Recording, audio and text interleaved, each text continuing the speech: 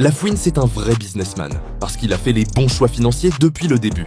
Le gars a investi dans l'immobilier au moment où sa carrière commençait à décoller. Et aujourd'hui, il profite de sa passion sans se soucier des ventes. Ok, mais il a quand même été malin sur ce coup. À ses débuts, Lafouine avait une vision. Lorsqu'il signe chez Sony à 20 ans, il touche un chèque de 50 000 €. Au lieu de claquer cet argent, il le dépose à la banque. Puis il prend un crédit pour investir dans l'immobilier. Heureusement qu'il n'a pas eu la folie des grandeurs, car quand tu deviens célèbre, tu peux vite disjoncter. Il vivait alors dans un petit studio avec sa fille. Ce premier pas, c'était le début de sa stratégie. Il a continué sur cette lancée en réinvestissant chaque paie dans des biens immobiliers. En 2009, après la sortie de Mes repères, ces investissements commencent à porter leurs fruits. L'argent commence à rentrer et Lafouine peut se permettre d'être plus sélectif dans ses projets musicaux. Il ne travaille plus par besoin, mais par envie. Respect, il a déclaré dans une interview pour Bouscapé. Aujourd'hui, j'ai plus besoin de travailler.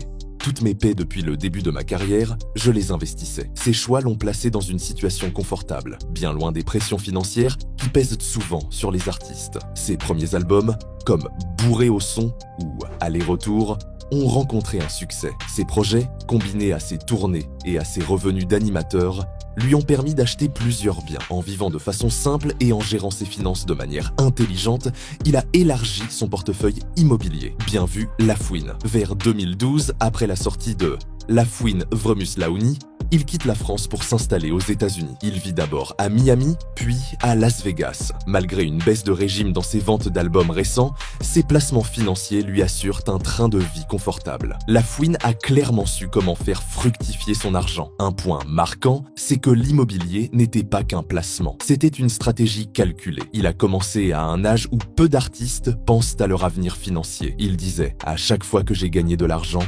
j'ai acheté des biens immobiliers ». Cette discipline lui a permis de se concentrer sur sa musique et de ne plus stresser sur les chiffres des ventes ou les téléchargements. Donc voilà, Lafouine a utilisé sa carrière musicale comme tremplin pour investir. Aujourd'hui, même s'il sort moins de sons, ses revenus immobiliers lui permettent de vivre confortablement. Ses albums et sa musique, ce sont juste des bonus pour son public et un moyen de rester connecté à sa passion. Mais pour l'argent, il a fait les choses bien dès le départ.